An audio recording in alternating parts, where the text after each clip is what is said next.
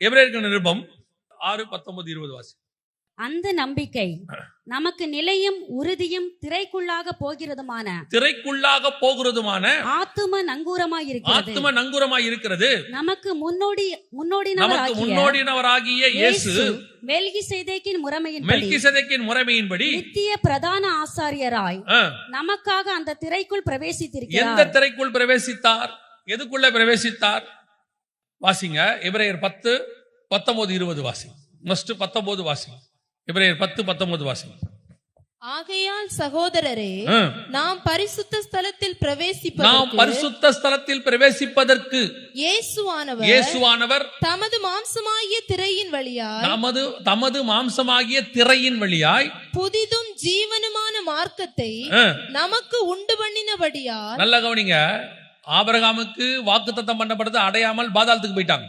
தாவீது வாக்குத்தத்தம் பண்ணப்பட்டதை அடையாம பாதாளத்துக்கு போயிட்டாங்க. உங்களுக்கும் எனக்கும் புதிதும் ஜீவனுமான மார்க்கத்தை கர்த்தர் ஏற்படுத்தினார். எது வழியாக? தன் மாம்சம் என்கிற திரையின் வழியாக.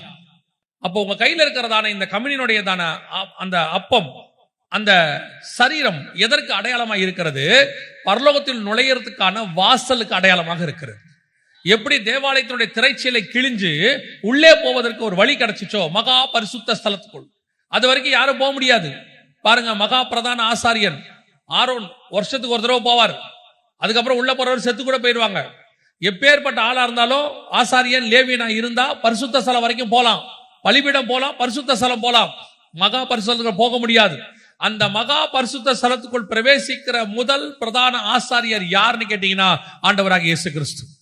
தன் சரீரம் என்கிற திரைச்சேலையின் வழியாக இப்ப என்ன பண்ணிருக்கிறாரா? நீங்களும் நானும் அதில் பிரவேசிப்பதற்கு ஒரு வாய்ப்பை ஏற்படுத்தி வச்சிருக்கிறாரா? நீங்களும் நானும் அதுக்கு போலாமா?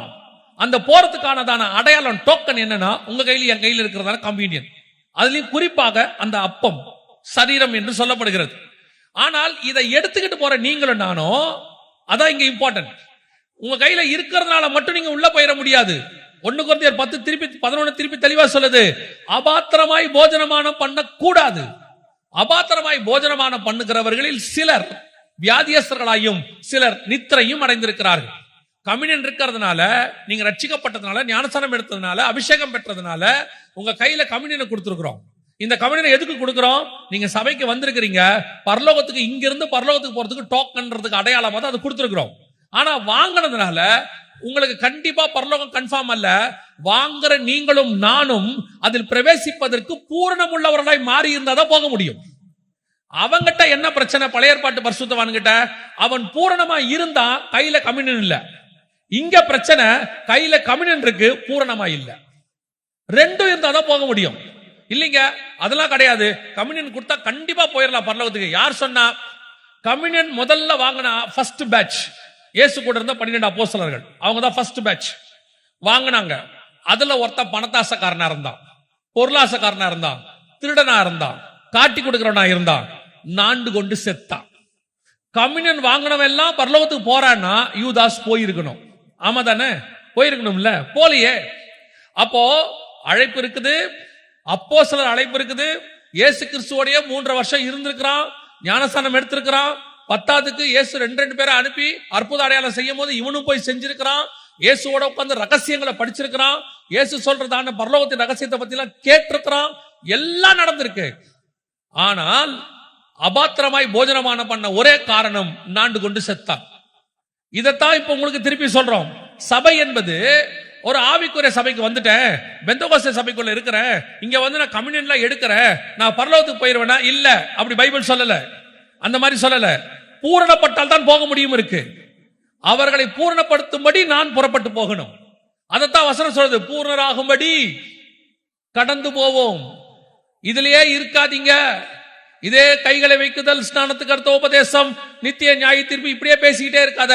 பூர்ணப்படுதலை பத்தி போ. இன்னும் பூர்ணமாகிறதுக்கு என்ன செய்யணும்னு பாரு. அவன் கையில கம்யூனியன் கொடுத்தாச்சு, ஆபிரகாம் கையில. ஆனால் அவனுக்கு ஒரு ஆசை இருந்துச்சு, எனக்கு பிள்ளை இல்லையா ஆண்டவரே. உலக பிரகாரமா பார்த்தா அது கரெக்ட். உலக பிரகாரமா ஏங்க ஒரு பிள்ளை இல்லைன்னு ஆண்டவர்கிட்ட கேட்கறது தப்பாங்க? எல்லாரும் கேட்கிற மாதிரி தானே அவனும் கேட்டான். ஆண்டவர் சொல்றாரு, எல்லாரும் கேட்கறதுங்கிறது உலகத்தின் வழக்கம். மெல்கிசேதேக்கின் முறைமையின்படி இருக்கிறவனுக்கு இது அல்ல, இதிலும் மேன்மையான ஆசீர்வாதத்தை நான் வைத்திருக்கிறேன். நான் அவனுக்கு ஒரு பிள்ளையை தருவேன். அந்த பிள்ளை நீங்க நினைக்கிற மாதிரி உங்க வீட்டுக்கு விசாரணை கர்த்தனாகவோ, உன் பின்னாடி சொத்தை பாதுகாக்கிறவனாகவோ, உனக்கு அப்புறம் உனக்கு உள்ளதெல்லாம் கட்டி காக்கிறவனாக இருக்க மாட்டான். பரலோகத்தின் திட்டத்தின்படி உன்னுடைய ஆவிக்குரிய தரிசனத்தை அடுத்த தலைமுறைக்கு கொண்டு போகிறவனாக இருப்பான். அந்த பிள்ளையை நான் கொண்டு வந்து உனக்கு தருவேன். அதுதான் தேவனுடைய திட்டம். இப்ப நிறைய பேர் என்ன சொல்றாங்க, ஆபிரகாமின் ஆசீர்வாதம் அப்போ எனக்கும் என் பிள்ளைகளுக்கும் என் பிள்ளைகளின் பிள்ளைகளுக்கும். இப்ப சும்மா ஒரு உதாரணமா யோசிச்சு பாருங்களேன். ஆபிரகாமுடைய ஆசீர்வாதம் என்ன? செல்வ சீமானா இருந்தார். இப்ப நீங்க எல்லாம் அதை எடுத்துக்கிறீங்க இல்லையா? செல்வ சீமானா இருந்தார் அப்படின்னா ஆபிரகாமுக்கு அப்புறம் ஈசாக்கு என்னவா இருந்திருக்கணும்? செல்வ சீமான தானே இருந்திருக்கணும். வாசிங்க ஆதியாகமத்தின் 26ஆம் அதிகாரம் 13வது வசனம் வாசிங்க பார்ப்போம். அவன் ஐஸ்வர்யவனாகி, யாரு? ஈசாக்கு. அவன் ஐஸ்வர்யவனாகி வர வர விருத்தி அடைந்து மகா பெரியவனானான். இப்பதான் பெரியவனே ஆகிறான். ஐஸ்வர்யவனாகி வர வர விருத்தி. அப்ப அவங்க அப்பா கொடுத்ததெல்லாம் என்னாச்சு? அதெல்லாம் எவன தூத்து போட்டான், போயிருச்சு. ஏன் கர்த்தர் தடுக்கல?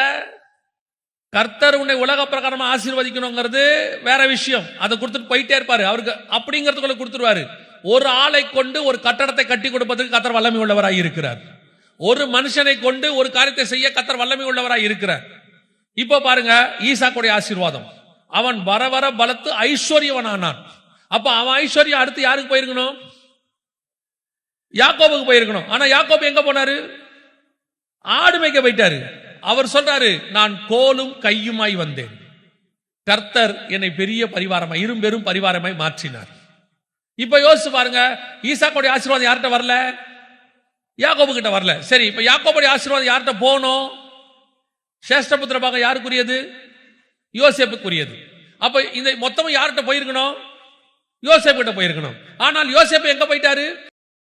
எகிப்துக்கு போய் அடிமையாய் இருந்து சிறைச்சாலைக்கு போய் கடைசியா அவர் பிரதமராகி அவர் யாக்கோபை போஷிக்கிறார். அந்த இடத்துக்கு வந்துட்டாரு. அப்படின்னா ஆபிரகாமின் ஆசீர்வாதம் சொல்லக்கூடியது இந்த உலகத்தின் ஆசீர்வாதத்தை பத்தி அங்க பேசவே இல்லை. ஆனால் ஆபிரகாமுடைய ஆசீர்வாதம் அவன் தலையின் மேல் இருந்து பரலோகத்துக்குரியது ஈசாக்குக்கும், ஈசாக்கிலிருந்து யாக்கோபுக்கும், யாக்கோபிலிருந்து இஸ்ரவேலுக்கும், இஸ்ரவேலிலிருந்து உங்களுக்கும் எனக்கும் இயேசு கிறிஸ்துவின் வழியாக வந்து தலைமுறை தலைமுறை தலைமுறை தலைமுறையாய் இருந்து கொண்டே இருக்கிறது. இதைத்தான் வேதம் சொல்லுது. இன்னும் உலகத்துல ஆசீர்வாதம் அதை பத்தி இதை பத்தி அதையே கான்சென்ட்ரேஷன். ஆபிரகாம் அப்படிதான் இருந்தாரு. ஆண்டவரே எனக்கு இவ்வளவு சொத்து இருக்குது, எனக்கு பின்னாடி யார் பார்த்துப்பா? ஆண்டவர் எனக்கு ரொம்ப அதுல பிடிச்ச விஷயம் என்னன்னா 15ஆம் அதிகாரம் ஆதியாகமத்துல ஆண்டவர் 14ஆம் அதிகாரத்துல பெரிய சண்டை நடக்குது. சோதம் ராஜா இவங்களோட பெரிய சண்டை நடக்குது. சண்டை நடந்து முடிஞ்ச உடனே இவர் ஏதோ போய் 5 பேரை ஜெயிச்சுட்டு வந்துட்டாரு. இவருக்கு அப்போ ஒரு 80 வயசு ஆகி போச்சு. இப்ப இவர் பயந்துட்டு இருக்கிறாரு போல. கர்த்தர் இவரை பலப்படுத்த வராரு. 15ஆம் அதிகாரம் 1ஆம் வசனம் வாசிக்கும் போது வாசிங்க. இந்த காரியங்கள் நடந்த பின்பு, எந்த காரியங்கள் நடந்த பின்பு? 14ஆம் அதிகாரத்தில் இருக்கிற சண்டை, பெரிய சண்டை. 5 ராஜாக்களுக்கு 3 ராஜாக்களுக்கு நடக்குது. எல்லாம் சண்டை முடிஞ்சிச்சு. எல்லாம் முடிஞ்ச பிறகு இந்த காரியங்கள் நடந்த பின்பு கர்த்தருடைய வார்த்தை ஆபிரகாமுக்கு தரிசனத்திலே உண்டாகி அவர் ஆபிரகாமே நீ பயப்படாத, நான் உனக்கு கேடகம், உனக்கு மகா பெரிய பலனுமாய் இருக்கிறேன் என்றார். அப்ப இவர் என்ன சொல்ல வந்திருக்கிறாரு? பயப்படாதப்பா, எல்லாம் நான் பாத்துக்கிறேன், உனக்கு நான் ஷீல்டா இருக்கிறேன், யாரும் உன்னை ஒண்ணும் பண்ண மாட்டாங்க, இதான் சொல்ல வந்திருக்காரு. ஆனா ஆபிரகாம் என்ன கேட்டாரு? அடுத்த வசனம். அதற்கு ஆபிரகாம், கர்த்தராகிய ஆண்டவரே, அடியேனுக்கு என்ன தருவீர்? நான் பிள்ளை இல்லாமல் இருக்கிறேனே. அதுக்கு ஏதாவது சம்பந்தம் இருக்குதா? அவர் கொண்டு கேட்டதுக்கும் இதுக்கு ஏதாவது சம்பந்தம் கொஞ்சமாவது இருக்கா? சம்பந்தமே இல்ல. பிள்ளை இல்லாமல் இருக்கிறேனே. தமஸ்கு ஊரானாகிய இந்த எலியேசர் என் வீட்டு விசாரணை கர்த்தனாய் இருக்கிறானே என்றான். அதை விட அடுத்த ஆச்சரியம் இப்ப பாருங்களேன். அடுத்த வசனம் வாசிங்க. பின்னும் ஆபிரகாம், போதும் அப்படின்னா என்ன அர்த்தம்? 2வது வசனத்துல ஒரு கேள்வி கேட்டார்ல, அவரு எலியேசர் எங்க வீட்டுல விசாரணை கர்த்தனா இருக்கிறானே, நான் இவனை வேணா என் பையனா தத்தெடுத்துட்டான்னு கேட்கிறாரு தானே. அதுக்கு இவர் பதிலே சொல்லல. யார் சொல்லல? ஆண்டவர் பதிலே சொல்லல. அடுத்து அந்த வசனம், பின்னும் ஆபிரகாம் திருப்பி இவரே தான் பேசுறாரு. அவருடைய அர்த்தம் என்னன்னா, இவர் பேச பேச ஆண்டவர் பார்த்துக்கிட்டே இருக்காரு. இல்ல ஆபிரகாம், நான் இதுக்காக வரல, நான் வேற விஷயமா வந்திருக்கிறேன் அப்படின்னு தான் அதுக்கு ஒரு அர்த்தம். இவர் பேசின உடனே இப்படி பார்த்துட்டே இருக்காரு. அவர்கிட்ட எந்த பதிலும் வரல. எலியேசர் இருக்கிறானே, இவனை வேணா நம்ம தத்து எடுத்துக்கலாமா அப்படின்னு கேட்ட உடனே இவர் கம்முனே இருக்காரு, அமைதியா இருக்காரு. பின்னும் ஆபிரகாம் அடுத்து, தேவரீர் எனக்கு புத்திர சந்தானம் அருளவில்லை, இதோ என் வீட்டிலே பிறந்த பிள்ளை எனக்கு சுதந்திரவாளியா இருக்கிறான் என்று இவர் சாய்ஸ் கொடுக்கிறார். இவரே தான் பேசிக்கிட்டு இருக்காரு, அவர் பேசவே இல்லை. அப்ப தேவனுடைய திட்டம் அது அல்ல, தேவனுடைய பிரச்சனை அது இல்ல. அவர் வந்தது வேற விஷயத்துக்கு. அவர் இவர்கிட்ட வேற ஒண்ணு பேசிட்டு இருக்காரு. மெல்கிசேதேக்கின் முறைமையை பத்தி பேசுறாரு, அப்பமும் ரசத்தை பத்தி பேசுறாரு. இத கொடுத்த நீ எடுத்திருக்கிற, இதுக்கப்புறம் நீ சோதோமை ஜெயிச்சிருக்கிற. இது ஸ்பிரிச்சுவல் வார்ஃபார். அங்க நடந்தது ஸ்பிரிச்சுவல் வார். பவுல் சொல்றாருல்ல, மாம்சத்தோட ரத்தம் அல்ல, வானமண்டலத்தின் பொல்லாத சேனை. அந்த மாதிரி ஒரு ஸ்பிரிச்சுவல் வார்ஃபார ஆபிரகாம் நடத்தி இருக்கிறாரு சோதோம் ராஜாக்காக. அந்த இடத்துல நடந்திருக்குது. ரொம்ப கேர்ஃபுல்லா சொல்ல வந்திருக்கிறாரு. சம்பந்தம் இல்லாம இவர் வேற ஒண்ணு பேசிக்கிட்டு இருக்கிறார் உட்கார்ந்து. இதுதான் இன்னைக்கு நீங்களும் நானும் மெல்கிசேதேக்கின் முறைமையில செய்யற மிஸ்டேக். பூரணர் ஆகாதபடி. எது உங்களை பூரணராக்க விட மாட்டேங்குது தெரியுமா? இன்னும் இந்த உலகத்தில் இருக்கக்கூடியதான உலகத்தின் முறைமைகள். அதனாலதான் அவர் எழுதுறாரு, ஆரோனின் முறைமையின் படி பூரணப்படுதல் உண்டாயிருக்குமானால் வேறொரு முறைமை எழும்ப வேண்டியது என்ன? அந்த வசனம் வாசிங்களேன். எபிரேயர் நிருபம் அதே 7ஆம் அதிகாரம் 11வது வசனம் வாசிங்க. 7:11. அல்லாமலும் இஸ்ரவேல் ஜனங்கள் லேவி கோத்திர ஆசாரிய முறைமைக்குட்பட்டிருந்ததல்லவோ நியாய பிரமாணத்தை பெற்றார்கள். அந்த ஆசாரிய முறைமையினாலே பூரணப்படுதல் உண்டாயிருக்குமானால் ஆரோனுடைய முறைமையின்படி அழைக்கப்படாமல் மெல்கிசேதேக்கினுடைய முறைமையின்படி அழைக்கப்பட்ட வேறொரு ஆசாரியர் எழும்ப வேண்டுவதென்ன? ஆரோனின் முறைமை என்ன? உனக்கு பின்னாடி உன் பையன், உனக்கு பின்னாடி உன் பையன், தலைமுறை தோறும் இந்த ஆசாரியத்துவம் இருக்கும். இந்த முறைமை ஃபெயிலியர். அதான் அவர் எழுதுறாரு, ஆரோனின் முறைமையின்படி பூரணப்படுதல் உண்டாயிருக்குமானால் வேறொரு முறைமை, மெல்கிசேதேக்கின் முறைமையின்படி இன்னொரு ஆசாரியத்துவம் எழுத வேண்டியது என்ன? அப்போ இந்த முறைமையின்படி வந்த ஆபிரகாம் விருத்த சேதனம் ஆரம்பிக்குது. அந்த முறைமையின்படி வந்த ஆபிரகாம்ல இருந்து கடைசியா உள்ள இயேசு கிறிஸ்துவுக்கு முன்னாடி உள்ள காலம் வரைக்கும் ஃபெயிலியர். அந்த முறைமையின்படி பூரணப்படுதல் உண்டாகாது. அதனால கர்த்தர் என்ன பண்ணிருக்கிறாரு? உங்களுக்கும் எனக்கும் பூர்ணப்படுத்துகிற முறைமையை உண்டாக்கி வச்சிருக்கிறார். அதுதான் மெல்கிசேதேக்கின் முறைமை. அதுதான் நீங்களும் நானும் எடுக்கிற அப்பமும் ரசமும் ராஜாக்களும் ஆசாரியரும் என்கிறதான முறைமை. இந்த முறைமைக்குள்ள இருக்கிற நீங்களும் நானும் இதுல உட்கார்ந்துகிட்டு வாழ்றது எதுல இருக்கு தெரியுமா? ஆரோனின் முறைமையில. பிள்ளை இல்லாமல் இருக்கிறேனே, தேசத்தை எனக்கு எப்போது தருவீர்? எப்ப எனக்கு ஒரு வீடு தருவீங்க ஆண்டவரே? எனக்குன்னு ஒரு வீடு இல்லாம இருக்குதேப்பா. ஆண்டவர் கேட்கிறாரு, உனக்கு வீடு கொடுக்கணும்னா இந்த முறைமைக்கு நீ வேற வேண்டிய அவசியமே இல்லையே. ஆரோனின் முறைமையில நான் தேசத்தையே கொடுத்துருவனே. இந்த உனக்கு நான் ஒரு பிள்ளையத்தான் கொடுக்கணும்னா இந்த முறைமையில அவசியமே இல்லையே.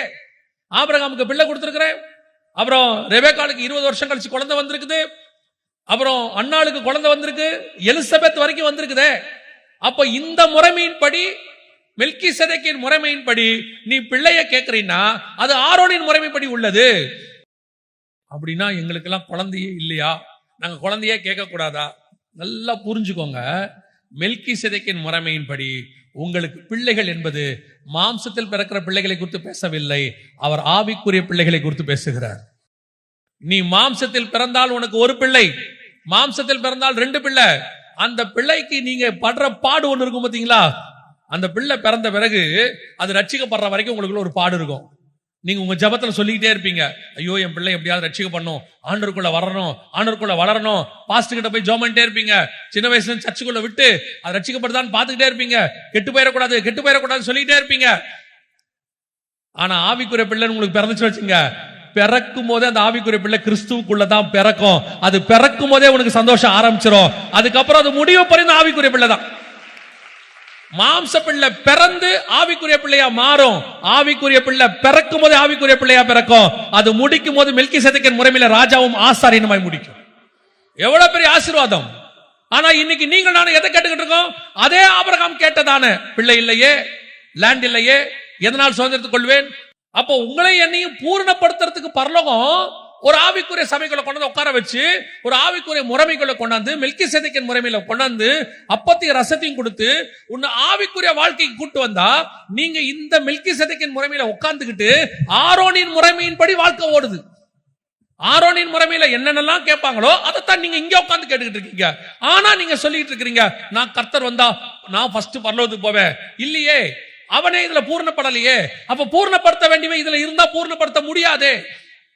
அதுதான் வசனம் சொல்றது, பூர்ணராகும்படி கடந்து போவோம் பாருங்கள். இதை விட இன்னொரு அடுத்த பெரிய பிரச்சனை மெல்கிசேதேக்கின் முறைமையில இரண்டாவது தாவீது கையில் எடுத்து கம்யூனியன் கொடுத்தாரு. 2 சாமுவேல் புத்தகம் 6ஆம் அதிகாரத்துல வாசிச்சோம் 19ஆம் வசனத்துல. இப்ப தாவீது என்ன பண்ணாரு? இந்த மெல்கிசேதேக்கின் முறைமை அவரை விட்டு போறதுக்கு அவர் என்ன பண்ணாரு? நம்ம என்ன நினைச்சுப்போம், ஓஹோ பத்சேபால் விஷயத்துலதான் அவர் பண்ணிருப்பாரு. ஆனா நல்லா கவனிச்சுக்கொள்ளுங்க, பத்சேபால் விஷயம் அங்கேயே ஆண்டவர் சால்வ் பண்ணிட்டாரு. பத்சேபாலோட விஷயத்தை என்ன பண்ணாரு? அங்கேயே அவனுக்கு தண்டனை கொடுத்துட்டாரு. உங்களுக்கு தெரியும் நினைக்கிறேன், பத்சேபாலுக்கு ஒரு குழந்தை பிறந்து அதை அடிச்சு அது செத்து போயிடும், கர்த்தர் அடித்தாருன்னு இருக்கும். ஆனா எல்லாரும் நினைச்சுப்பாங்க அதுலதான் நியாய தீர்ப்பு முடிஞ்சிருச்சுன்னு. அதுல நியாய தீர்ப்பு முடியாது. நியாய தீர்ப்பு முடியணும்னா வேற.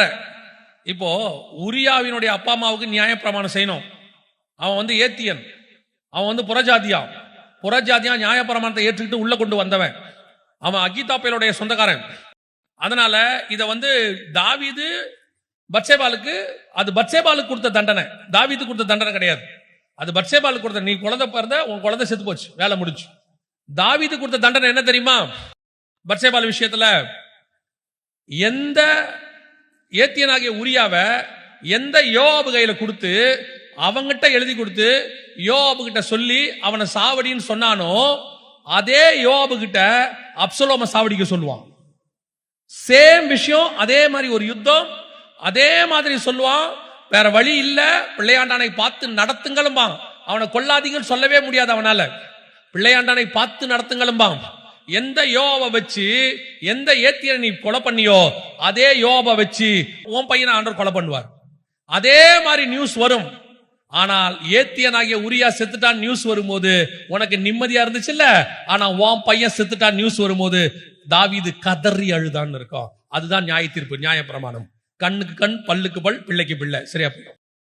கர்த்தர் அங்க வச்சு அவனை சரி பண்ணுவார். ஆனால் மெல்கிசேதேக்கின் முறைமை போனதுக்கு அதல்ல காரணம்.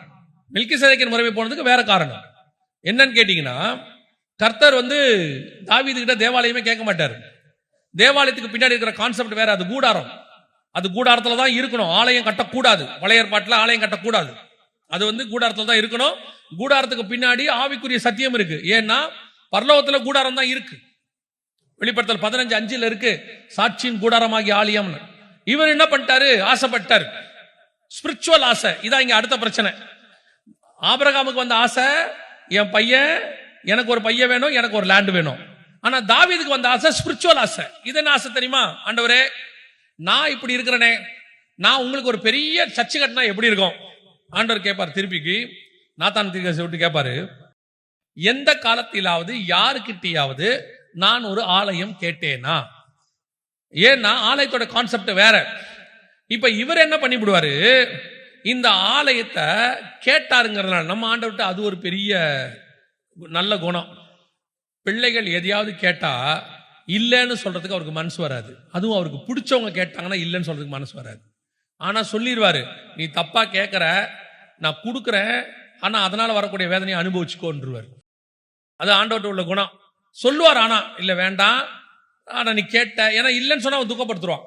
அவருக்கு பிரியமானவனை ஒரு நிமிஷம் கூட துக்கம் இல்லாம பத்திரமா பார்த்துக்கணுங்கிறதா கர்த்தருடைய தான திட்டம். அவருக்கு பிரியமானவனை துக்கப்பட விடவே மாட்டார். நான் அதை வந்து நம்ம ஆண்டவருடைய தான ஹை குவாலிட்டியா சொல்லுவேன். நான் உணர்ந்ததுனால சொல்லுவேன். கர்த்தருக்கு ஒருத்தனை பிடிச்சிருச்சுன்னு வச்சுக்கோங்களேன், எல்லாரையும் பிடிக்கும், ஒரு சிலரை இருதயத்துக்கு ஏற்றவனை கண்டேன்னு பாரு, அவனை மட்டும் அவருக்கு பிடிச்சிருச்சுன்னு வச்சுங்களேன், அவன் துக்கமாய் இருப்பது அவருக்கு பிடிக்கவே பிடிக்காது. ராஜா கேட்பார்ல நெகமியாவை பார்த்து, உன் முகம் துக்கமாய் இருப்பது என்ன அப்படின்னு கேட்பார்ல, உடனே சால்வ் பண்ணுவார்ல அந்த பிரச்சனைய. அதே மாதிரி தான் நம்ம ஆண்டவர் வந்து ராஜா, நாம அவருடைய பிள்ளைகள். கொஞ்சம் துக்கமா இருந்தா போதும். சில நேரத்தில் இந்த அப்பா அம்மார்கள் என்ன பண்ணுவாங்கன்னா, இந்த குறிப்பா பெண் பிள்ளைகளை திட்டிடுவாங்க. ஏதாவது இந்த ஆண் பையனை அடிச்சா கூட இந்த அப்பாவுக்கு ஒண்ணுமே தெரியாது, சாத்திட்டு போயிட்டே இருப்பா அப்படி கிளம்பி. ஆனா பெண் பிள்ளைய கொஞ்சம் முறைச்சு திட்டாருன்னா அந்த முகத்தை தூக்கிட்டு உட்காந்துக்கும். அதுக்கப்புறம் அவரால் அந்த வீட்டை விட்டே போக முடியாது. அப்படியே உட்காந்து இப்படி போவாரு, இப்படி வருவாரு, வண்டி சாவி எடுப்பாரு, உள்ளுக்குள்ளே தான் சுத்திக்கிட்டு இருப்பாரு, வெளியே போவே மாட்டார். என்னன்னு பார்த்தா அந்த அந்த பிள்ளை சிரிச்சா தான் அவர் வெளியே போவார். அது ஒரு அது அது அப்படி ஒரு விதமான பாண்டிங். அது நம்ம ஆண்டவருக்கு அப்படி ஒரு பாண்டிங் இருக்கு நம்ம கிட்ட. நாம கொஞ்சம் துக்கமா இருந்தோம்னு வச்சுக்கோங்களேன், அவருக்கு பிடிக்காது. நான் ஒரு சம்பவத்தை பைபிள்ல வாசிச்சு பார்த்தேன். நம்ம எல்லார விட இலகின மனசு ஆண்டவருக்கு தான் இருக்கு. நம்ம தான் நினைச்சுக்கிறோம் அவர் ரொம்ப ஸ்ட்ராங் பர்சன். ஆகாபுக்கு எலியா கிட்ட சொல்லிடுவாரு, ஆகாபு கிட்ட போய் சொல்லு, அவன் செத்தான் போய் சொல்லும்பாரு. இவன் சும்மா தான் இருப்பான். இவனை கூப்பிட்டு சொல்லிடுவாரு. உடனே போய் ஆகாபு கிட்ட சொல்லிடுவாரு, நீ கட்டில விட்டு இறங்க மாட்ட, செத்துருவடா அப்படின்ற. உடனே ஆகாப் அழுதுருவான், போய் மனம் திரும்பிடுவான். மனம் திரும்பின உடனே அவன் மேலேயும் இவருக்கு பாசம் வந்துடும். என்னமா அழுகுறான் பத்தியா. உடனே சொல்லிடுவாரு, உன் காலத்துல நடக்காது, உன் பையன் காலத்துல நடக்கும், உன்னை தப்பிக்க நீ போற பழிச்சு போ அப்படின்றாரு. இப்ப சொல்லியாச்சா, இப்ப இந்த பையல கம்ஃபர்ட் பண்ணுமே யார, எலியாவ. ஏன்னா இவனுடைய விஷயமே என்னன்னா, இவனுடைய ஸ்பெஷாலிட்டிய எப்பவுமே என்னன்னா, கர்த்தருக்கு முன்பாக நிற்கிற நான் சொல்லுகிறேன். அவனுக்குள்ள இருக்கிற ஸ்ட்ராங்னஸ் என்னன்னா, நான் சொன்ன ஆண்டவர் செய்வாரு. இப்ப இவனுக்கு கான்பிடன்ட் என்னன்னா, நான் சொன்னாலே செய்வாரு. இந்த தடவை யார் சொல்லி இருக்கிறது, அவரே சொல்லி இருக்கிறாரு. தைரியமா போய் சொல்லிட்டான். இப்ப என்ன ஆகும், எலியா தான் இருக்கிறதுல பெஸ்ட் தீர்க்கதரிசி. அவர் சொன்னா ஆகும், ஊருக்கே பரம்பி இருக்கும். சொல்லிட்டான், எலியா சொல்லிட்டான், அவ்வளவுதான், ஆகாப் சாக போறான். எலியா சொல்லி பொழப்படாயா ஒருத்த இல்லையா. நார்மலா என்ன பேசுவோம், எலியா சொல்லி எல்லாம் நடந்துருச்சு, ஆட்டோமேட்டிக்கா எலியாவுக்கு என்ன பேர் வந்துடும், எலியா சொல்லி மிஸ் ஆகுமா, ஆகாப்பு போறான்டா. எல்லாம் போற வரவங்களா எலியாவை சொல்லியிருப்பாங்க. அப்படி போகும்போது பத்தியா ஆகாப்பையே சாவேன்னு சொன்ன எலியா போறாரு. நமக்கே ஆட்டோமேட்டிக்கா மைண்ட்ல கொஞ்சம் ஏறிடும், ஓ நம்ம சொன்னா போல நடக்கும் போல அப்படின்ட்டு. இப்ப ஆண்டவர் சொல்றாரு, நான் ஆகாப்ப மன்னிச்சுட்டேன், அவன் சாவ மாட்டான். ஆட்டோமேட்டிக்கா எந்த தீர்க்கதரிசியா இருந்தாலும் மனசு என்ன செய்யும், ஐயோ நம்ம சொன்னது நடக்கல, ஜனங்க என்ன நினைப்பாங்க, ஐயோ இப்ப ஜனங்க எலியா சொன்னது நடக்கல, இவெல்லாம் ஒரு தீர்க்கதரிசியா அப்படின்னு சந்தேகப்படுவாங்களேன்னு ஒரு எண்ணம் வரும்ல. அதுக்கு இவங்கிட்ட ஒண்ணு சொல்வாரு, நான் இவனைத்தான் விட்டுட்டேன், நீ பயப்படாத, நீ சொன்னது நடக்கும், அவன் பையன்கிட்ட அந்த பழியை நான் வாங்குவேன். இவனையும் கம்ஃபர்ட் பண்ணணும், அழுதவனையும் மன்னிக்கணும், எலியாவையும் சமாளிக்கணும், ஆகாபையும் சமாளிக்கணும். எவ்வளவு இலகின மனசு பாருங்க அவருக்கு. அவன் அழுதா அவனையும் மன்னிச்சுட்டாரு. இப்ப இவன் சோகமாயிருவான். இவங்கிட்ட சொல்றான், நீ கவலைப்படாதரா, நான் அடுத்த ட்ரிப் பாத்துக்கிறேன். இதான் நம்முடைய ஆண்டவர், அவ்வளவு இலகின மனசு உள்ளவர். இப்ப யோசிச்சு பாருங்க, இப்போ நம்மளை கொண்டு இப்போ தாவீது கேட்டான் தேவாலயம் கட்டணும்னு. இவர் பாக்குறாரு, இதுக்கு தேவாலயம் கட்ட முடியாதுடா, ஆசரிப்பு கூடாரம் இது, நான் வர வரைக்கும் திருப்பி இயேசு வர வரைக்கும் கூடாரம் தான் இருக்கணும், ஆலயம் இருக்கக்கூடாது. வேற வழியில கேட்டது தாவீது. அவன் ஒரு நிமிஷம் கஷ்டப்படுவானே. இப்ப என்ன பண்றாரு, சரி கட்டு, ஆனா நீ கட்ட வேணா, யார் கட்டுவா, சாலமோன் கட்டுவான். அதனால பாத்தீங்கன்னா ஏறக்குறைய 400 வருஷம் மாறும் எல்லாமே. எப்படி இஸ்ரவேல் ஜனங்களுக்கு வனாந்தரம் 40 வருஷம் மாறுச்சு இல்ல, அதே மாதிரி 400 வருஷம் மாறும், எல்லாம் மாறும், மாத்தி அமைப்பாரு. இதுலதான் மெல்கிசேதேக்கின் முறைமை மாறிடும். தாவீது கையில இருந்து அப்பம ரசமோ அடுத்து சாலமோன் கைக்கு போகாது. நல்லா கவனிச்சு பாத்தீங்கன்னா, சாலமோன் தேவாலயத்துல பலி செலுத்துவான். ஆனா பலி செலுத்துற இடத்துல பாத்தீங்கன்னா அப்பம ரசம் எடுத்து கொடுக்க மாட்டான், யாருக்குமே கொடுக்க மாட்டான். ஆனா இத்தனைக்கும் தாவீதை விட அதிகமா தான் அவங்க பலி செலுத்துவாங்க. ஆனா அவன் தான் அப்பம பலியெல்லாம் செலுத்துவான் சாலமோன், ஆனா எடுத்து கொடுக்க மாட்டான். அத்தோடு அந்த முறைமை நின்றுச்சு. இது எதனால வந்தது அப்படின்னு கேட்டீங்கன்னா, ஸ்பிரிச்சுவல் ஆசை. இது உலக ஆசை இல்ல. இப்ப ஆபிரகாமுக்கு வந்த மாதிரி ஆசை இல்ல, இது ஸ்பிரிச்சுவல் ஆசை. அதனாலதான் நான் சொல்லுவேன், எப்பவுமே எனக்கு ஆண்டவர் உணர்த்துல சொல்றேன், ஸ்பிரிச்சுவலா கூட நீங்க எது செய்யினாலும் தேவ சித்தத்தின்படி தான் செய்யணும். நான் சொல்றது உங்களுக்கு புரியுதா? இப்போ பேதுருவின் மாமி வீட்டுல ஒரு அற்புதம் நடக்குது. பேதுருவின் மாமியை இயேசு சுகமாக்கிட்டார். அன்னைக்கு நைட் எல்லாம் பாத்தீங்கன்னா ஜனங்க கூடி வந்துட்டாங்க, எல்லாரையும் சுகமாக்கிட்டார். மறுநாள் காலையில வாசிச்சு பாத்தீங்கன்னா வசனம் இருக்கும், மறுநாள் காலையில அதிகாலையில் ஜனங்கள் அவரை தேடி வந்தார்கள். எல்லா பேதுருவின் மாமி வீட்டுக்கு வந்துட்டான். இப்ப ஃபுல் ஆயிடுச்சு. இப்போ நேரா சீசர்கள் இவரை தேடுறா. இவர் பார்த்தா இவர் எங்க இருக்கிறாருன்னா வனாந்தரத்துல ஜெபம் பண்ணிக்கிட்டு இருக்கிறார். இப்ப போய் இயேசு கிட்ட ஜனங்கள் உம்மை தேடுகிறார்கள் என்றார்கள். அதுக்கு இயேசு சொன்ன வார்த்தை என்னன்னா, நாம் இன்னும் அநேக இடம் செல்ல வேண்டி இருக்கிறது, வாருங்கள் போவோம். இங்கதான் ஸ்பிரிச்சுவல் ஃபெயிலியர் நடக்கும் நிறைய ஊழியக்காரங்களுக்கு. எப்படி ஃபெயிலியர் நடக்கும் சொல்றேன். இப்போ ஒரு மீட்டிங் நடத்தி இருக்கிறோம், செம சக்சஸ். முந்தின நாள் நைட்டு, மறுநாள் 7 மணி கூட்டம் வந்துருச்சு, அடிச்சு புடிச்சு ஜனங்க வந்துட்டாங்க. இப்போ காலையில இவர் ஜெபம் பண்ண போயிட்டார் வனாந்தரத்துக்கு. போனா பிதா சொல்லிட்டாரு. ஏசாயா 50வது அதிகாரம் 4ஆம் வசனத்துல இயேசுவை பத்தி பைபிள் சொல்லுது, காலை தோறும் பிதா அவருக்கு கட்டளை கொடுப்பாராம். அந்த கட்டளையத்தான் அவர் டெய்லி செய்வாருன்னு ஏசாயா 50:4 இருக்கு. இவர் காலையில ஜெபம் பண்ண போயிட்டாரு. பிதா சொல்லிட்டாரு, இங்க இருக்காத, நீ வேற இடத்துக்கு போன்ட்டு. இப்ப ஜனங்க தேடுறாங்க, கூட்டம் நிரம்பி வழியுது. ஊழியக்காரங்க வந்து சொல்றாங்க, ஐயா நீங்க வாங்க, ஜனங்க ரெடி, வியாதியஸ்தர் வந்துட்டான், பிசாசு புடிச்சவன் வந்துட்டான், எல்லாம் வீட்டு வாசல்ல ரெடியா இருக்கிறான், நீங்க வாங்க. இப்ப இயேசு சொல்றாரு, நான் வேறு இடம் போக வேண்டி இருக்கிறது. இதை உங்களால செய்ய முடியுமா? இதுதான் பிதாவின் சித்தத்தை 100% செய்யறது. என் விருப்பம் அல்ல, என் ஆசை அல்ல. இப்ப என்ன ஒரு ஊழியக்காரனா நான் இருந்து என்ன செய்ய சொன்னா எனக்கு என்ன தோணும்? அப்பா மீட்டிங் பெரிய சக்சஸ்பா, அவங்க வராங்க, ஜனங்க வந்துட்டாங்க, இதுக்கு தான் நேத்து மீட்டிங் நடத்தணும், அடுத்த 3 நாளைக்கு அந்த ஊர்ல கன்வென்ஷன் தான், விடாத கன்வென்ஷன். இயேசு வேதம் சொல்லுது, இயேசு புறப்பட்டு வேறு ஊருக்கு போனார். இதுதான் தேவ சித்தத்தை செய்வது. உங்களுக்கும் எனக்கும் முன்னாடி ஆரோனின் முறைமையில உலக பிரகாரமான ஆசை இருந்துச்சு, அதை ஜெயிச்சுட்டு வந்திருக்கணும். ஆனா இங்க வந்து பாருங்க, இங்க என்ன தெரியுமா? உலக பிரகாரம் ஆசை இல்ல, ஆவிக்குரிய ஆசை கூட உங்களுக்கு எனக்கு இருக்கக்கூடாது. பரலோகம் என்ன சொல்லுதோ அதை மட்டும் செய்வேன். அதுதான் தேவ சித்தத்தை செய்வது. இங்க பிரச்சனை என்ன இருக்குன்னா, நான் ஸ்பிரிச்சுவலி எனக்கு ஒரு ஆசை இருக்குது, ஸ்பிரிச்சுவல் ஆசை எனக்கு ஒண்ணு இருக்கு, அதை நான் செய்யணும்னு விரும்புறேன். நல்லா கவனிச்சுக்கொள்ளுங்க, இது ஸ்பிரிச்சுவல். தாவீதுக்கு நடந்தது ஸ்பிரிச்சுவல் வீழ்ச்சி, ஆபிரகாமுக்கு நடந்தது உலக பிரகாரமான வீழ்ச்சி. இந்த ரெண்டையும் ஜெயிக்கிறதுக்கு பேர் தான் மெல்கிசேதேக்கின் முறைமை. இதுல உங்களுக்கும் எனக்கும் சுய சித்தம்னு ஒண்ணு கிடையவே கிடையாது. இயேசு மரித்து திரைச்சலைக்குள் பிரவேசித்தது போல நீங்களும் நானும் மரித்து திரைச்சலைக்குள் பிரவேசிக்கணும், சாகணும். உங்க சுய சித்தத்துக்கு சாகணும், மாம்சம் சாகணும். என்னை நான் சிலுவையில் அறைந்திருக்கிறேன், இனி நான் அல்ல, கிறிஸ்துவே என்னில் வாழுகிறார். இந்த இடத்துக்கு நீங்கள் நானும் வரணும். வந்தால் மட்டும்தான் அதை அடைய முடியும், அந்த அச்சீவ்மெண்ட்டுகளை வர முடியும். இன்னைக்கு அந்த பூரணப்படுதல் மெல்கிசேதேக்கின் முறைமையில அந்த பூரணப்படுதல் இருக்குன்னு பைபிள் சொல்லுது. ஆனா ஆரோனின் முறைமையில இல்ல, பழைய ஏற்பாட்டுல இல்ல. இப்ப பூரணப்படுத்த வேண்டிய நீங்களும் நானும் எப்படி இருக்கிறோம்? நான் 2 காரியத்தை மட்டும் தான் சொல்லி இருக்கிறேன், ஆபிரகாம் தாவீதை பத்தி. இந்த 2 காரியத்திலும் நீங்கள் நானும் பூரணப்படுத்தல இருக்கிறோமா? ஒன்று உலகத்தையும் ஜெயிக்கணும், ஸ்பிரிச்சுவலி இருக்கக்கூடியதான. இப்ப பாருங்க, இயேசு கெத்சமனேல வந்து முழங்கால் போட்டு ஜெபம் பண்றார். இப்ப அவர் வந்து என்ன பண்றாரு? ஸ்பிரிச்சுவலி உலக பாவத்தை சுமந்து தீக்க போறார்.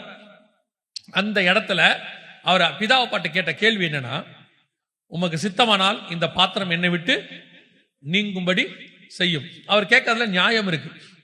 ஏன்னா அது கிட்டத்தட்ட ஒரு 4000 வருஷத்தோட பிரச்சனையை சால்வ் பண்ண போறாரு. அதோட கொடுமை ரொம்ப ஜாஸ்தி. மொத்த மனுஷனுடைய பாவமும் அவர் மேல இறங்க போகுது. அதுக்கப்புறம் வரப்போற நம்முடைய பாவத்தையும் சேர்ந்து சுமந்து தீக்கணும் அவர். ஆனாலும் ஒரு டேக் ஒன்று போடுவார், ஒரு லைன், ஆகிலும் என் சித்தத்தின்படி அல்ல உம்முடைய சித்தத்தின்படி ஆக்கணும். எனக்கு 1000 எண்ணம் இருக்கு ஆண்டவரே, எனக்கு 1000 ஆசை இருக்கு, எனக்கு 1000 விதமான எண்ணங்கள் இருக்கு, எனக்கு இதை படிக்கணும்னு ஆசை இருக்கு, என் பிள்ளைய இது படிக்க வைக்கணும்னு ஆசை இருக்கு, எனக்கு இந்த நாட்டுக்கு போகணும்னு ஆசை இருக்கு, எனக்கு இப்படி ஒண்ணு செய்யணும்னு ஆசை இருக்கு. ஆகிலும் என் சித்தத்தின்படி அல்ல உம்முடைய சித்தத்தின்படி ஆக்கணும். எந்த ஒரு காரியத்தையும் 100% அவர் சித்தத்துக்கு நீங்க ஒப்பு கொடுங்க. நான் சொல்றேன், உங்க மேல இருக்கிற மெல்கிசேதேக்கின் முறைமை என்பது ஹெவன்லி பிளான். அது பரலோகத்தில் இருக்கிற புதிய எருசலேம் கொண்டு வர பிளான். அந்த பிளான மாம்சத்திலிருந்து உங்களால செய்யவே முடியாது. மாம்சத்தை சாகடிக்கிறதுனால மட்டும்தான் செய்ய முடியும். நான் சொல்றது உங்களுக்கு புரியுதா? அது ஹெவன்லி பிளான். அது வந்து பரலோகத்தை விட்டு இறங்கி வர போற புதிய எருசலேம். அதில் நீங்களும் நானும் ஜீவக்கற்களாக இருக்கிறோம். அப்போஸ்தலர்கள் அஸ்திவாரம். இப்ப நாம அதுல ஒரு பார்ட்டா இருக்கணும்னா மாம்சத்துல அந்த சித்தத்தை செஞ்சு முடிக்க முடியாது நம்மளால. ஏன்னா அது ஆவியின் திட்டம். இப்போ ஆபிரகாம் மாம்சத்தில் இருக்கிற வரைக்கும் ஈசாக்கு பிறக்காது. ஏன்னா அது ஆவிக்குரிய திட்டம். மாம்சம் செத்தாதான் ஈசாக்கு பிறப்பான். அதே மாதிரிதான் உங்களுக்குள்ள இருக்கிறதான பரலோகத்தின் திட்டத்தை நீங்கள் செய்து முடிக்கணும்னா உங்களுக்குள்ள இருக்கிற மாம்சம் செத்தாதான் முடியும். மாம்ச சிந்தனை, மாம்ச சித்தம், மாம்ச ஆசை, எண்ணம், இதெல்லாம் பாவத்துக்கு சொல்லல, அதெல்லாம் ஃபர்ஸ்டே செத்துறணும். நான் சொல்றது ஸ்பிரிச்சுவல். மாம்சத்தின்படி ஸ்பிரிச்சுவலா தாவீது ஆலயம் கட்டணும்னு நினைச்ச மாதிரி, அந்த மாதிரி உங்களுக்குள்ள ஒரு ஆவிக்குரிய ஆசைய மாம்சத்துல இருக்கும். இந்த மாதிரிலாம் பண்ணணும். இங்கதான் வீழ்ச்சி வருது. நீங்கள் எதை ஃபாலோ பண்ணணும் தெரியுமா? எங்களையும் ஃபாலோ பண்ணாதீங்க, எங்களையும் ஃபாலோ பண்ணாதீங்க. நான் சொல்றேன், உங்களுக்குன்னு ஒரு திட்டத்தை பரலோகம் எழுதி வச்சிருக்கு. ஒவ்வொருத்தருக்கும் ஒரு கைரேகை இருக்கிற மாதிரி ஒவ்வொருத்தருக்கும் ஒரு பரலோக ரேகை இருக்கு. நம்முடைய காலங்கள் அவருடைய கரத்திலே வரையப்பட்டிருக்கிறது. அவர் கொண்டு வருவார். அது ஸ்பிரிச்சுவல் பிளானா இருக்கும். உங்களை அழகா எங்க உடைக்கணுமோ அங்க உடைச்சு, எங்க நொறுக்கணுமோ அங்க நொறுக்கி, சில நேரத்தில் கர்த்தர் உங்க இடத்துல ஒரு இடத்துல உடைப்பாரு, நீங்க உடைய மாட்டீங்க. ஏன் உடைக்கிறார் தெரியுமா? உங்களை கொண்டு போய் ராஜாவா உட்கார வைக்கும் போது இந்த உடைச்ச பகுதி அது உடைஞ்சிருந்தாதான் உங்களுக்கு அங்க பெருமை வராது. அதுக்குதான் இங்க உடைப்பாரு. நீங்க இங்க உடைக்கவே விட மாட்டீங்க. நான் யார் தெரியுமா, நாங்களாம் எங்க ஊர்ல எப்படி இருந்தோம் தெரியுமா? இப்ப ராஜாவான பிறகும் அங்கேயும் அதே தோணும், சவுல் மாதிரி ஆயிடுவீங்க. அதுவே தாவீது மாதிரி ஆடு மேய்ச்சி அப்படியே ஆட்டோடையும் சிங்கத்தோடையும் கரடியோட சண்டை கண்டை போட்டுக்கிட்டு உருண்டு பிறண்டு வந்தீங்கன்னா ராஜாவா உட்காரக்கும் போது உங்களுக்கு பெருமை வராது. நான் தானே தப்பு பண்ணேன், இந்த ஆடுகள் என்ன பண்ணுச்சுன்னு ஃபீலிங் தான் வரும் உங்களுக்கு. கர்த்தர் உங்களை கொண்டு வர்றதுக்கான பாதை இருக்குல்ல, அதை நீங்க வரணும். ஒவ்வொருத்தருக்கும் வச்சிருக்காரு. நீங்க என்ன பண்ண விரும்புறீங்கன்னா ஷார்ட்கட், இமிடியேட்டா. அதைத்தான் சொல்றேன். மெல்கிசேதேக்கின் முறைமைனா என்னன்னா, ஹெவன் உங்களுக்கு ஒரு பிளான் போட்டு வச்சிருக்கோம் கரெக்டா. அந்த பிளான்ல எல்லாமே இருக்கும். அதே மாதிரி தான் மெல்கிசேதேக்கின் முறைமையில கர்த்தர் உங்களுக்கு எல்லாத்தையும் வச்சிருப்பாரு. எல்லாம் இருக்கும். உங்களை உருவாக்குறது இருக்கும், உங்க தரிசனத்தை உருவாக்குறது இருக்கும், அதுக்கு நடுவுல உங்களுக்கு வேண்டிய வரங்கள் இருக்கும், உங்களுடைய சந்ததிகளுக்கு தேவையானது இருக்கும். எல்லாத்தையும் அதுக்குள்ள கொண்டு வந்து வச்சிருப்பாரு ஆண்டவர் பக்காவா. அந்த முறைமைக்கு நீங்கள் விட்டு கொடுத்தால் மட்டும்தான் அவர் நினைச்சதான அச்சீவ்மெண்ட்டை அடைய முடியும். இல்லை என்றால் நீங்கள் ஆரோனின் முறைமைக்குள்ள போயிருவீங்க, பூரணப்படாத கூட்டமா மாறிடுவீங்க. உங்களையும் என்னையும் கர்த்தர் பூரணப்படுத்துற கூட்டமாய் மாற விரும்புகிறார். அல்லேலூயா. நாம் ஜெபிக்க போகிறோம். தேவ சமூகத்தில் எழுந்திருக்கலாமா? நாம ஆண்டவரை நோக்கி பார்க்கலாமா? வேதம் சொல்லுகிறது, ஆரோனின் முறைமையிலே பூரணப்படுதல் உண்டாயிருக்குமானால் வேறொரு ஆசாரியத்துவம் எழும்ப வேண்டியது என்ன? நீங்கள் இந்த உலக பிரகாரமான சிந்தனையில, உங்க அறிவுல, உங்க படிப்புல, உங்க ஞானத்துல, உங்களுக்கு தெரிஞ்ச எக்ஸ்பீரியன்ஸ்ல இதை வச்சுட்டு உங்களால ஒண்ணு பண்ண முடியும் நீங்கள் நினைக்குவீரானால், ஏன் அப்புறம் ஆவிக்குரிய முறைமை உங்களுக்குள்ள வேலை செய்யாது? உலக பிரகாரமான எந்த ஒரு உங்க ஞானமும் கர்த்தருக்கு முன்பாக குப்பை. நீதியே குப்பைன்ட்டா, நம்முடைய நீதியே அழுக்கான கந்தைனா நம்முடைய அழுக்கான சிந்தனை எப்படின்னு பாருங்க. 100% உலக பிரகாரமாயும் சரி, ஆவிக்குரிய விதத்திலும் சரி, 100% உங்களை தேவன் கையில ஒப்பு கொடுக்கும் பொழுது உங்களுக்குள் ஒரு பூரணப்படுதல் உண்டாயிருக்கும். ஏறக்குறைய கிறிஸ்துவை போல நீங்கள் மாறுவீர்கள். அதான் பவுல் சொல்றாரு, கொஞ்சம் குறைய. இயேசு சொன்னார், என்னை கண்டவன் பிதாவை கண்டார். ஆனா பவுல் சொல்றாரு, நான் கிறிஸ்துவை பின்பற்றுகிறது போல என்னை பின்பற்றுங்க. அப்படி தைரியமா அவரால் ஏன் சொல்ல முடியுதுன்னா, இந்த சத்தியத்தை அவர் அறிஞ்சதுனால மட்டும்தான். அவருக்குள் எந்த விதமான சுய சிந்தனை, சுய சித்தமே இல்லை. அவ்வளவுதான். ஆண்டவர் என்ன சொல்றாரோ அப்படி போறாரு. அவர் எப்படி இயேசு பிதாவுக்கு கீழ்ப்படிஞ்சாரோ அப்படியே பவுல் கிறிஸ்துவுக்கு கீழ்ப்படுகிறார். இப்ப நீங்களும் நானும் அப்படி இருக்கிறோமா? எல்லாம் கேட்போம், எல்லா செய்தியெல்லாம் கேட்போம், சத்தியம் கேட்போம். ஆனால் சொந்த வாழ்க்கை வரும்போது, ஒரு தேவை வரும்போது, பிள்ளையோட எதிர்காலம் வரும்போது, பிள்ளையோட படிப்புன்னு வரும்போது, அது தேவ சித்தமா? தேவன் தான் அந்த படிப்பை சொன்னாரா? கர்த்தர் அவருடைய தரிசனத்தின்படி பிள்ளைய படிக்க வைப்பாரு. நமக்கு ஆசை, நான் தான் சரியா படிக்கல, என் பிள்ளைகளாவது படிக்கட்டும். நான் தான் இந்த டாக்டருக்கு படிக்க நினைச்சேன், என்னால் படிக்க முடியல, என் பிள்ளையாவது படிக்கட்டும். இப்படி நிறைய பேருக்கு தங்களுடைய ஆசையை பிள்ளையின் மேல் திணித்தல். God's will. கர்த்தர் என்ன சொல்றார் பாருங்க. இது நான் சொல்றது ஆரோனின் முறைமை. உலக பிரகாரமா, ஸ்பிரிச்சுவலி கர்த்தர் உங்களுக்கு ஒரு ஆவிக்குரிய திட்டம் வச்சிருக்கிறாரு. நீங்க புதிய எருசலேமுடைய திட்டத்துக்குள்ள வருவீங்க. ஜீவ கற்கள் உங்களை கொண்டு கர்த்தர் என்ன செய்யணும்னு வச்சாரோ அதுக்கு ஒப்பு கொடுங்க. அதுலயும் உங்க சித்தம் வேண்டாம். அப்படி ஒப்பு கொடுத்து நீங்க வரும்போது உங்களுக்குள் ஒரு பூரணப்படுதல் உண்டாயிருக்கும். நாம் ஜெபிக்க போகிறோம். இந்த செய்தி எனக்கு புரிஞ்சிச்சு, கர்த்தர் என் கூட இடைப்பட்டார் அப்படிங்கிறவங்க மட்டும் உங்க கரங்களை ஆண்டவருக்கு நேராக உயர்த்தி, ஆண்டவரே இந்த வார்த்தை எனக்கு புரிய வைத்ததுக்காக நன்றி. இது எனக்கு, நான் முதல்ல அதை தான் நம்புறேன். இந்த வார்த்தை புரியணும். இது கர்த்தருடையதான ஒரு திட்டம். அதை புரிஞ்சுக்கிட்டோம்னா நாம் ஒவ்வொரு நாளும் அந்த தேவ சித்தத்துக்கு உட்பட்டவர்களாய் காணப்படுவோம். அப்படியே போயிட்டே இருந்தோம்னா பூர்ணப்படுதல் தானா வந்துடும். சர்வ வல்லமையுள்ள எங்கள் தகப்பனே, இந்த வேலைக்காய் உமக்கு நன்றி. கரங்களை உயர்த்தி ஜெபித்துக் கொண்டிருக்கிற ஒவ்வொருத்தருக்காய் நாங்கள் ஜெபிக்கிறோம். அவர்கள் மேல் உள்ள பரலோகத்தின் திட்டத்தை தேவன் அவர்களுக்கு தெரியப்படுத்துவீராக. வழி இதுவே என்று காண்பிப்பீராக. நாங்கள் மரிக்கவும் நீர் பிழைத்திருக்கவும் வேண்டும் என்று நாங்கள் ஜெபிக்கிறோம் ஆண்டவரே. இனி நாங்கள் அல்ல, கிறிஸ்துவே எங்களுக்குள் வாழுகிறார் என்று சொல்ல கர்த்தர் கிருபை பாராட்டுங்கப்பா. இனி நாங்கள் எடுத்து வைக்கிற ஒவ்வொரு ஸ்டெப்பும் உங்க சித்தத்தின்படி, நாங்கள் செய்கிற ஒவ்வொன்றும் உங்களுடைய திட்டத்தின்படி, நீர் என்ன சொல்லுகிறீரோ அதன்படி செய்ய இனி எங்கள் சுயசித்தம் ஒன்று வேலை செய்ய வேண்டாம்ப்பா. மகிமையுள்ள கரத்தில் தாழ்த்துகிறோம். எல்லோருக்குள்ள இந்த வார்த்தை கிரியை செய்ய கிருபை பாராட்டும். எங்கள் ஆண்டவர் இயேசு கிறிஸ்துவின் நாமத்தில் பிதாவே.